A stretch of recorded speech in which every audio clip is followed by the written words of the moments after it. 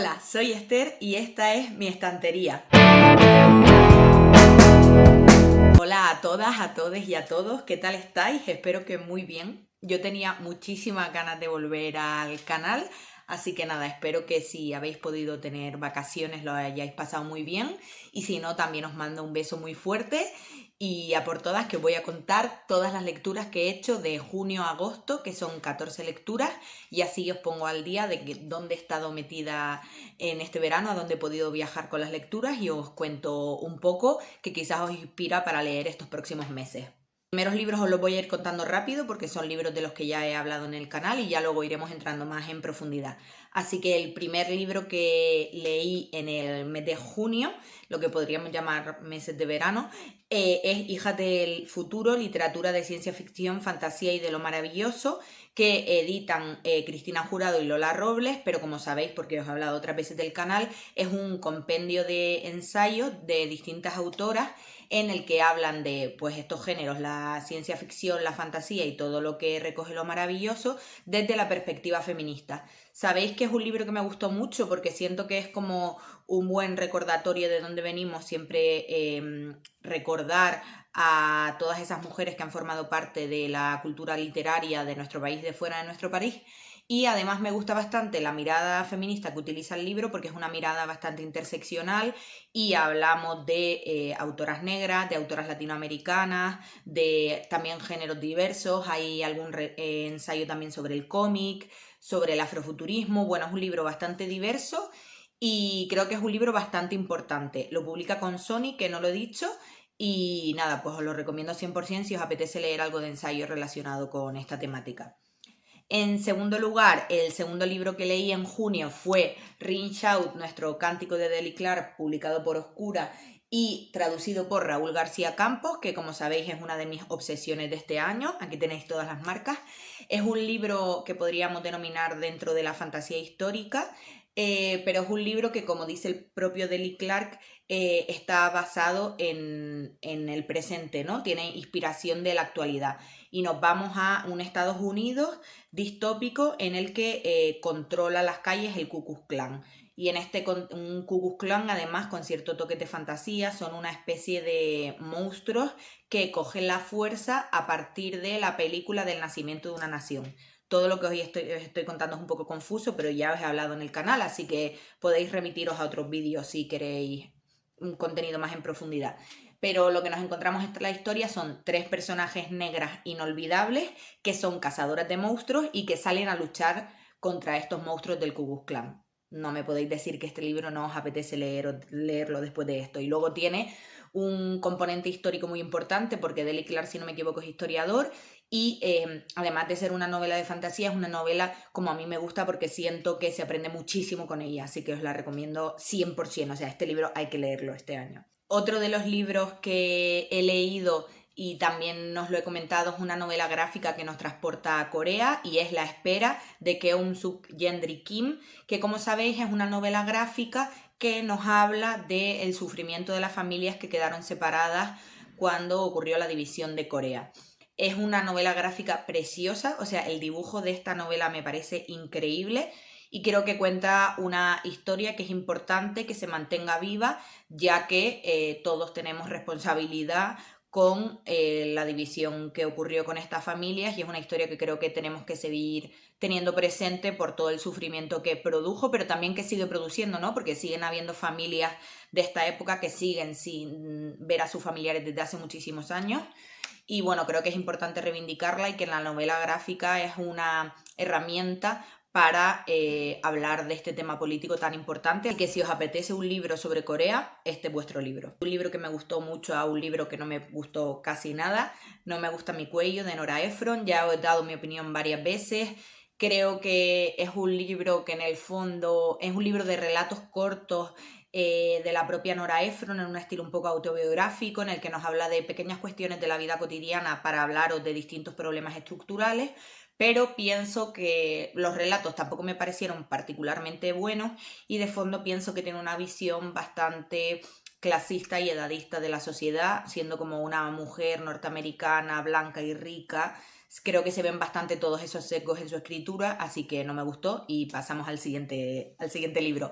Monje y Robot, de Becky Chambers. Sabéis que esta es otra de mis obsesiones de este año.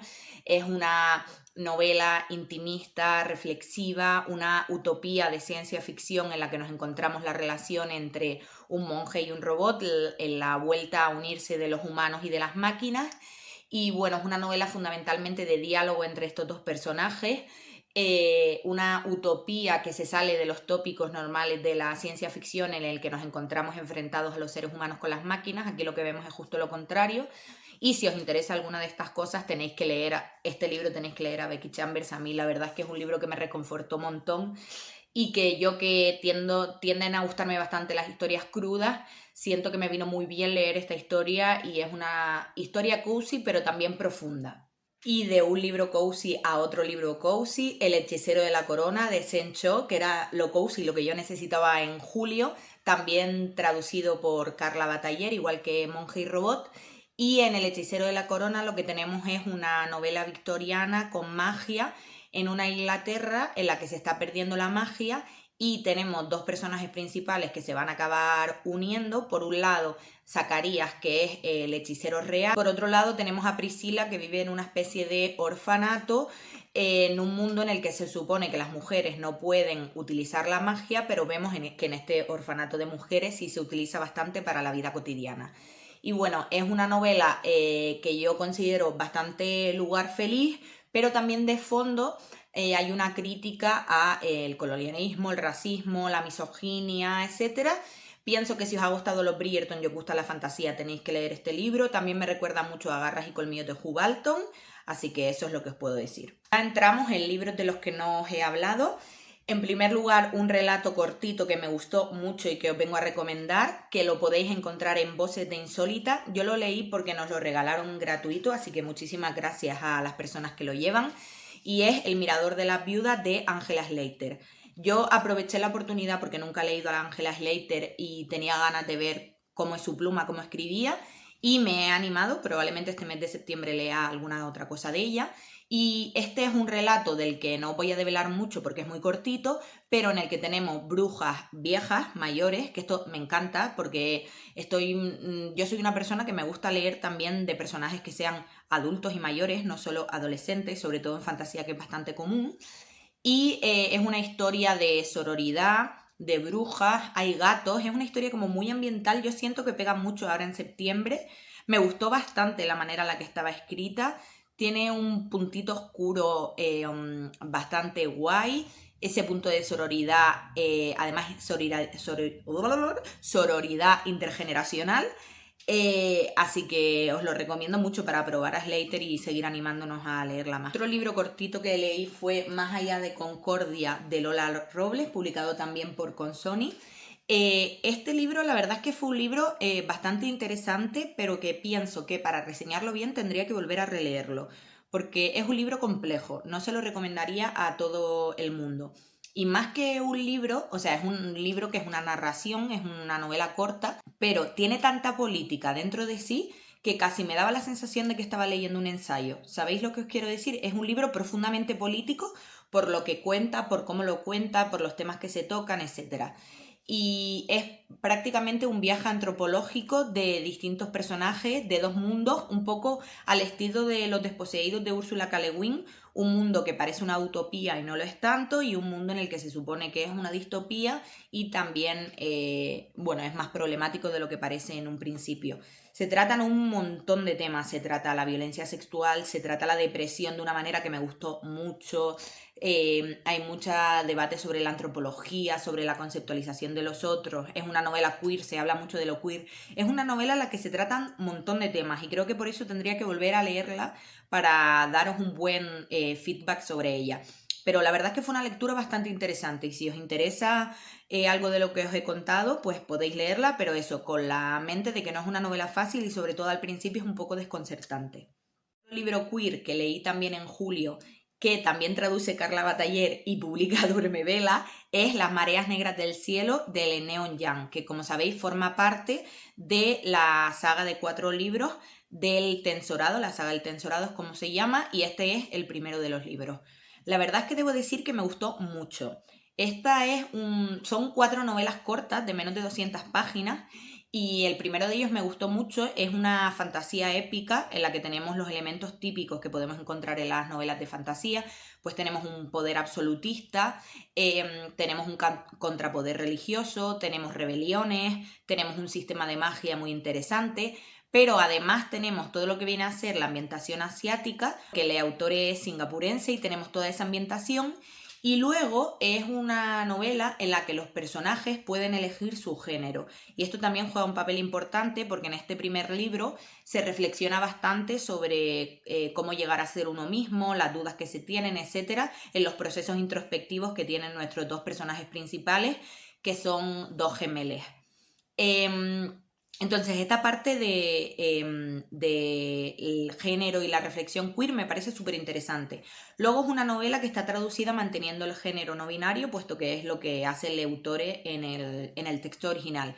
Eso no dificulta para nada la lectura, os lo recomiendo un montón. Es más, pienso que las personas que leéis habitualmente fantasía y fantasía épica, que como sabemos tiene un público bastante masculinizado, os tiene que gustar mucho esta obra porque tiene muchísimos de los elementos de la fantasía épica.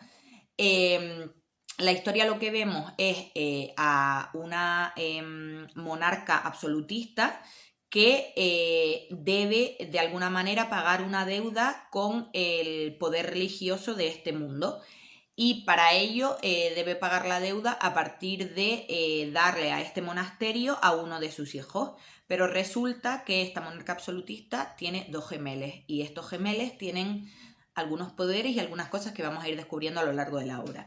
A mí es que la verdad es que tiene elementos que me encantan, que aparecen habitualmente, y luego tiene un punto de originalidad que me gustó muchísimo. Así que leer a Neon Yang y leeros estos 4 libros son increíbles. Otro libro que me encantó, y no sé por qué no había leído a esta autora antes y la tenéis que leer, estoy hablando de Silvia Moreno García y estoy hablando de Dioses de Jade y Sombra.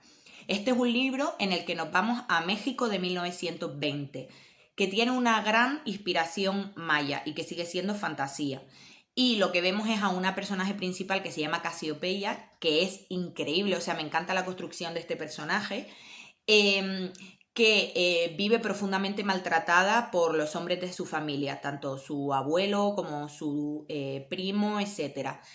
Y bueno, por distintas cosas que ocurren en la novela, se acaba encontrando con el dios de la muerte y con el dios de la muerte en maya, del inframundo, y tiene que vivir una aventura en la que tiene que viajar por distintos sitios de este México de los años 20, influenciado bastante por los Estados Unidos. Es muy interesante también porque hace bastante reflexión sobre la colonización no solo española de México, sino también sobre la colonización cultural de Estados Unidos, sobre los países latinoamericanos, muy de fondo estoy hablando. La trama es una trama fundamentalmente súper entretenida, pero también hay reflexiones de fondo, sobre todo en la primera parte del libro, sobre el racismo, el colonialismo, el machismo, etcétera, que luego se van diluyendo, tan tremendamente entretenida. Me encanta la ambientación de México de los años 20. Toda la magia es una magia a partir del inframundo maya y de la cultura maya.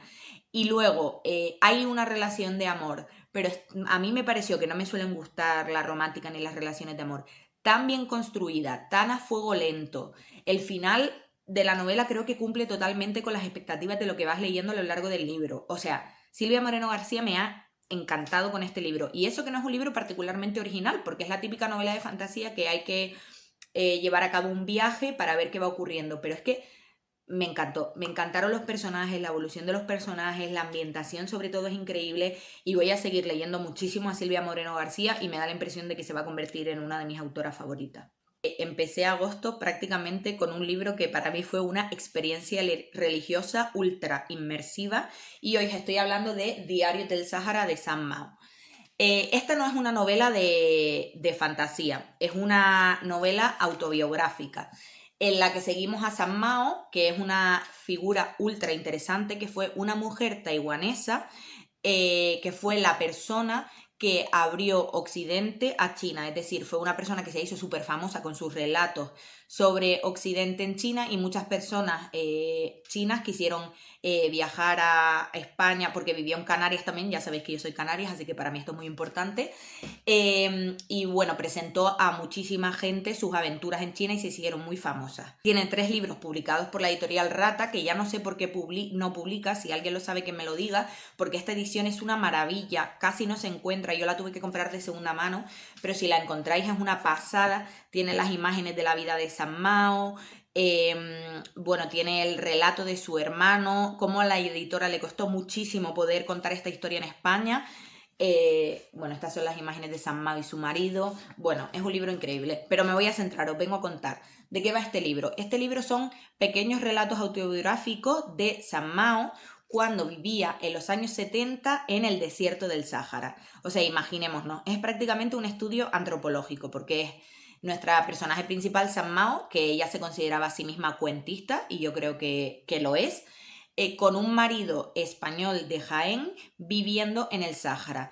Entonces nos va contando distintas historias, distintos cuentos, pero que ocurrieron de verdad, no sabemos hasta qué punto son ficcionados o hasta qué punto no, pero distintos cuentos que nos van haciendo ver cómo era el Sáhara en aquellos años, la dificultad de vivir en el desierto, pero también la sensación de libertad que siente San Mao, esa relación, ese choque cultural entre una mujer taiwanesa, las personas saharauis, también el choque cultural con su marido español.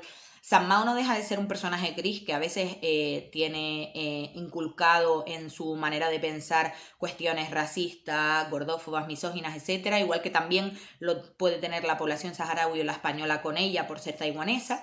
Entonces es un libro a nivel antropológico súper interesante. Luego, el momento histórico en el que se basa, estos años de desarrollo del Sáhara desde los 70 hasta la llegada de la Marcha Verde, es súper interesante. El final es, o sea, hay muchos relatos que son muy duros en este libro, el final es muy duro, hay relatos de violencia sexual, hay esos relatos de cuando entra Marruecos en el Sáhara y la lamentable posición española que tuvimos, pero también hay relatos de alegría, de comprensión, de comunidad. Es un libro increíble. He contado en Instagram cómo me topé yo con ella, pero a mí Membrana de Tita Wey es un libro que me encantó, lo tenéis reseñado en el canal, y fui a la feria del libro para que el autor me lo firmase y al contarle que yo era canaria me dijo que yo tenía que leer a San Mao.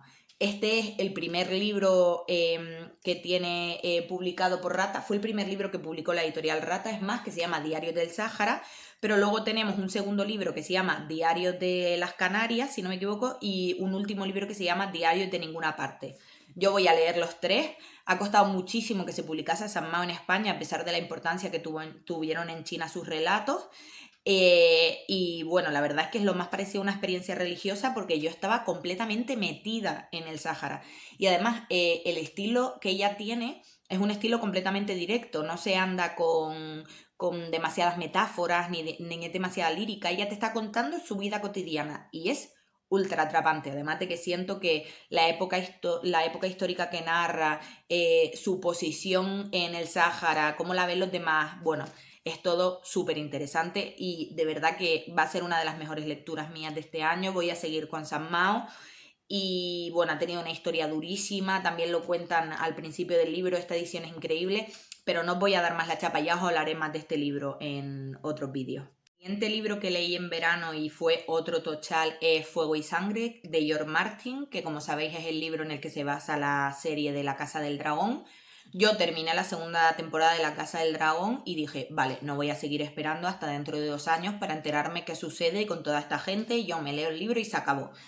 ¿Y qué pasó? Que yo tenía mis recelos con este libro porque si no lo sabéis está contado no con distintos puntos de vista como está contado Juego de Tronos desde los personajes principales, sino desde un maestre que nos cuenta la historia a partir de distintos relatos que se han recopilado. Es como si fuese más bien una novela histórica, más bien una cuestión académica histórica en la que un maestre nos va narrando, pues ocurrió este acontecimiento en el año 900 después de la conquista de Egon, pero hay otro maestre que piensa otra cosa. Bueno, está narrado de manera muy distinta como está Juego de Tronos.